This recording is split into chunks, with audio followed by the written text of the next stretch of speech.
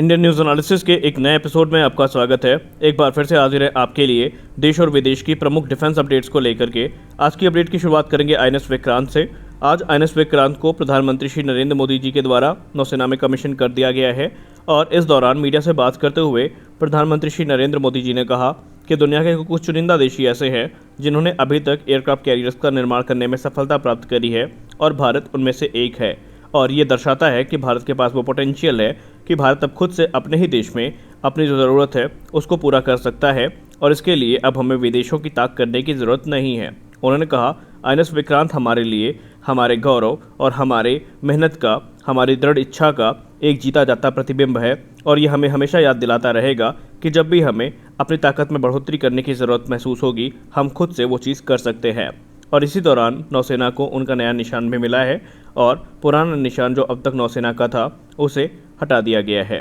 तो कुल मिलाकर के आईएनएस विक्रांत की कमीशनिंग का इंतजार हमें एक लंबे समय से था और अब ये हो चुकी है। इनके आने के बाद भारतीय नौसेना की जो ताकत है वो काफ़ी ज़्यादा बढ़ जाएगी। हमारी अगली बड़ी अपडेट MS-60 रोमियो हेलीकॉप्टर्स को लेकर के है। दोस्तों, ऑस्ट्रेलिया ने एक बड़ा फैसला किया है जिसके अंतर्गत वो 12 की संख्या में एडिशनल MS-60 रोमियो हेलीकॉप्टर्स को खरीदेंगी। बेसिकली ऑस्ट्रेलिया इनका इस्तेमाल एंटी सबमरीन वॉरफेयर में करेगी और ये जो हेलीकॉप्टर खरीदे जाएंगे ये ऑस्ट्रेलिया के रिक्वायरमेंट्स के हिसाब से हाईली मॉडिफाइड होंगे और इनमें हेल फायर मिसाइल्स और मार्क 54 जो एंटी सबमरीन टॉर्पीडोज हैं वो पहले से ही इक्विप रहेंगी। ऑस्ट्रेलिया का जो मुख्य उद्देश्य होगा इनको खरीदने का वो एंटी सबमरीन वॉरफेयर और एंटी सरफेस वॉरफेयर का होगा और माना यह जा रहा है कि आने वाले समय में और भी हेलीकॉप्टर्स के जो ऑर्डर हैं वो ऑस्ट्रेलिया के द्वारा दिए जा सकते हैं। आपको ज्ञात होगा कि भारतीय नौसेना के द्वारा भी इन हेलीकॉप्टर्स का ऑर्डर दिया गया है और इनमें से हेलीकॉप्टर अब भारत पहुंचने शुरू भी हो चुके हैं। इनके आने के बाद भारतीय नौसेना की भी ताकत कई गुना बढ़ जाएगी और माना जा रहा है कि आने वाले समय में अब स्वदेशी तौर पर इस तरह के जो हेलीकॉप्टर्स हैं इनका निर्माण किया जाएगा। इनफैक्ट हिंदुस्तान एरोनॉटिक्स लिमिटेड ने ऑलरेडी इस हेलीकॉप्टर का निर्माण या इस प्रकार के हेलीकॉप्टर का निर्माण शुरू भी कर दिया है। हमारी अगली बड़ी अपडेट लॉकहीड मार्टिन को लेकर के है। लॉकहीड मार्टिन के द्वारा ट्वीट के माध्यम से ये बताया गया है कि वो F-16 जो फाइटर एयरक्राफ्ट्स हैं इनके प्रोडक्शन को एक बार फिर से 2030 में रिज्यूम करने वाले हैं और माना यह जा रहा है कि एक बड़ी संख्या में जो एयरक्राफ्ट्स हैं इनका निर्माण किया जा सकता है। आपको हम बताना चाहेंगे कि अब तक तकरीबन 4604 की संख्या में जो एयरफ्रेम्स हैं वो बनाए जा चुके हैं और हाल ही में यूएस एयरफोर्स ने यह फैसला किया भी था कि वो F-16 फाल्कन्स को धीरे धीरे रिटायर करना शुरू करेंगे और उनकी जगह जो एडवांस फाइटर्स हैं वो लेंगे। लेकिन एक बार फिर से इस प्रोडक्शन का रेज्यूम होना कहीं ना कहीं इशारा कर रहा है कि अमेरिका एक लंबे समय तक अभी इन एयरक्राफ्ट्स को ऑपरेट करने वाला है। F-16 फाल्कन्स पूरी दुनिया में सबसे ज़्यादा ऑपरेट किए जाने वाले जेट्स में से एक हैं और क्योंकि अब ये इतनी बड़ी संख्या में ऑपरेट किए जाते हैं तो जाहिर सी बात है इनके मेंटेनेंस और रखरखाव के लिए स्पेयर पार्ट्स की भी ज़रूरत पड़ती होगी और शायद अमेरिकी जो सरकार है या लॉकहीड मार्टिन जो है वो स्पेयर पार्ट्स की कमी ना होने पाए, इस वजह से अभी कुछ समय तक जो प्रोडक्शन है उसको जारी रखेगी। कल के डिफेंस न्यूज़ के वीडियो में हमने आपको बताया कि हिंदुस्तान एरोनॉटिक्स लिमिटेड के एक डेलीगेशन ने अर्जेंटीना के सेना प्रमुख से लाइट कॉम्बैट एयरक्राफ्ट तेजस के बारे में बात करी थी। इसको लेकर के आज एडिशनल इन्फॉर्मेशन भी सामने आई है जहां पर बताया जा रहा है कि हिंदुस्तान एरोनॉटिक्स लिमिटेड के डेलीगेशन के अतिरिक्त भारत के एम्बेसडर दिनेश भाटिया जी ने भी जो अर्जेंटीना के एयरफोर्स के चीफ हैं brigadier general Xavier Julian Isaac उनसे भी बातचीत करी है और तेजस को लेकर के अपना जो स्पष्ट ऑफर है उनके सामने प्रस्तुत किया है। बताया ये जा रहा है कि इसके अलावा भारत ने जो बायलैटरल कॉर्पोरेशन है उसको बढ़ाने की भी बात करी है। साथ ही साथ आपसी जो सैन्य संबंध है भारत और अर्जेंटीना के उसको मजबूत करने की बात भी की गई है। रिपोर्ट से बताती है कि 2 टॉप लेवल की मीटिंग्स हुई हैं HAL ऑफिशियल्स और जो अर्जेंटीना के टॉप अधिकारी हैं उनके बीच में, जहां पर हिंदुस्तान एरोनॉटिक्स लिमिटेड ने एक अच्छे ढंग से अपना जो तेजस एयरक्राफ्ट है उसका ऑफर प्रस्तुत किया है और इसकी कैपेबिलिटी के बारे में उनको जानकारी भी दी है। इसके अलावा भारत ने अर्जेंटीना के ऑफिशियल्स को इन्वाइट किया है भारत में कि वो LCA की फैसिलिटी में आएँ या हिंदुस्तान एरोनॉटिक्स लिमिटेड की फैसिलिटी में आएँ और इसके बारे में जो पूरा इंस्पेक्शन है वो करें। और माना जा रहा है कि वर्ष 2023 की शुरुआत में अर्जेंटीना के पायलट्स और टेक्नीशियंस का एक डेलीगेशन भारत आएगा जहां पर वो लाइट कॉम्बैट एयरक्राफ्ट तेजस के बारे में अधिक से अधिक जानकारी प्राप्त कर सकेंगे और HAL की फैसिलिटी का दौरा भी करेंगे। और उम्मीद है कि ये सब कुछ एरो इंडिया की साइडलाइंस में ही चलेगा और उस समय जो अर्जेंटीना का डेलीगेशन है वो इस एयरक्राफ्ट के बारे में जितनी भी इंफॉर्मेशन प्राप्त करना चाहेगा वो हिंदुस्तान एरोनॉटिक्स लिमिटेड के द्वारा उपलब्ध करवाई जाएंगी। इसके पहले भारत के विदेश मंत्री ने ये कहा था कि अर्जेंटीना ने अपना जो इंटरेस्ट है वो लाइट कॉम्बैट एयरक्राफ्ट तेजस को लेकर के प्रदर्शित किया है, उसके बाद से अटकलें लगाई जाने लगी कि शायद बहुत जल्द जो अर्जेंटीना का डेलीगेशन है वो भारत का दौरा कर सकता है, क्योंकि हाल ही में अर्जेंटीना के डेलीगेशन ने चीन का दौरा किया था, जहां पर उन्होंने JF-17 की प्रोडक्शन लाइन और भी दूसरे मामलों की जानकारी चीन से प्राप्त करने की प्रयास किए थे, लेकिन उनमें से बहुत कम जानकारी ही उनको प्राप्त हुई है।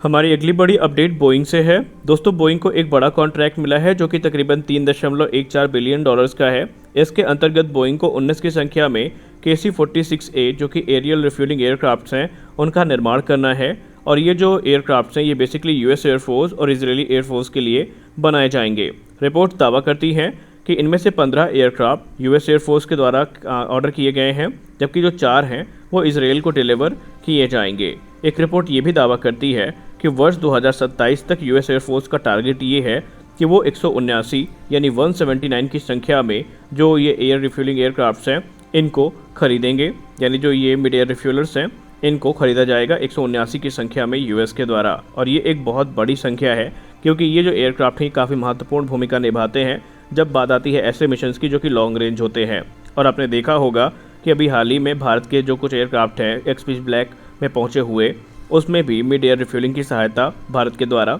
ली गई थी। तो ये जो एयरक्राफ्ट हैं ये काफ़ी महत्वपूर्ण माने जाते हैं, और US एक बड़ी संख्या में इनको एक्वायर करने के बारे में सोच रहा है। हमारी अगली बड़ी अपडेट रशिया से आ रही है। आप सबको पता ही है कि रशिया में जो वॉस्टॉक 2022 नाम से एक मिलिट्री ड्रिल है वो शुरू हो चुकी है, और ये 1 सितंबर से 7 सितंबर तक चलेगी। और ये जो ड्रिल है ये 7 अलग अलग फायरिंग रेंजेस में आयोजित करी जाएगी, जो कि ईस्टर्न साइबेरिया और रशिया के ईस्टर्न हिस्से और सी ऑफ जापान के पास मौजूद है। माना यह जा रहा है कि रिपोर्ट्स का दावा है कि इसी दौरान रशिया ने अपने जो टॉप लाइन फाइटर्स हैं, जिनमें Su-35, Su-30SM और MiG-31 जैसे जो एयरक्राफ्ट्स हैं, इनको अलर्ट पे रखा है। जी हाँ, इनको कॉम्बैट अलर्ट पे रखा गया है, और इनको सख्त हिदायत है अगर कोई भी आपको संदेहजनक एक्टिविटी नज़र आती है तो आप हमला करने के लिए मुक्त हैं। यानी कि इनको फ्री हैंड्स दे दिए गए हैं कि कोई भी अगर आपको सस्पिशियस एक्टिविटी दिखती है अपने वायु क्षेत्र में तो आप उसको न्यूट्रलाइज करने के लिए पूरी तरीके से स्वतंत्र हैं। रिपोर्ट्स ये भी दावा करती हैं कि इस समय 24 घंटे ये जो एयरक्राफ्ट हैं ये पूरे इलाके की देखरेख कर रहे हैं, और इनमें से बहुत सारे जो एयरक्राफ्ट हैं वो फुट पेलोड के साथ रेडी हैं कि किसी भी विषम परिस्थिति में वो उस पर हावी हो सके। यानी कि रशिया को ये संदेह है कि इस पूरे के पूरी एक्सरसाइज में खलल डालने के लिए यूक्रेन के द्वारा या किसी और दूसरे देश के द्वारा यहाँ पर विघ्न उत्पन्न की जा सकती है, और ऐसी सिचुएशन ना बने इसके लिए रशिया खुद को पहले ही तैयार कर रहा है। अपनी अगली अपडेट में बात करेंगे चिनूक हेलीकॉप्टर्स के बारे में। आप सबको पता ही है कि अमेरिका ने अपने चिनूक्स को ग्राउंडेड कर दिया है, लेकिन इंडियन एयरफोर्स में जो चिनूक ऑपरेशनल है इनको लेकर के बोइंग इंडिया के द्वारा बताया गया है कि इंडिया के चिनूक में ऐसी कोई भी समस्या नहीं है और ये पूरी तरीके से सही है, और इसलिए इनको किसी भी प्रकार से ग्राउंडेड करना सही नहीं होगा। उन्होंने बताया कि अमेरिका ने ग्राउंडेड किया अपने